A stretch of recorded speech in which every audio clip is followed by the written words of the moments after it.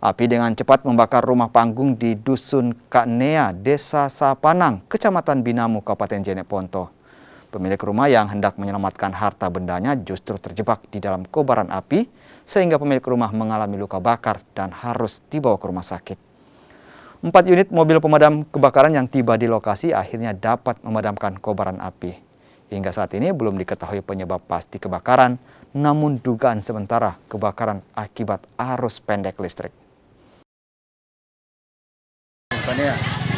Adapun penyebab atau diduga daripada kebakaran tersebut yaitu akibat dari seleting listrik.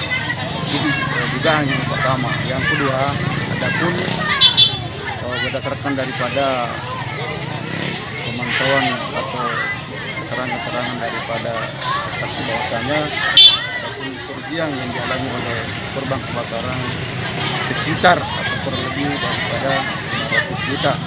Karena diantara yang ikut terbakar ada berupa emas, berupa uang tunai, dan menurut dari korban kebakaran bahwa ada pun berupa emas itu sekitar 100 gram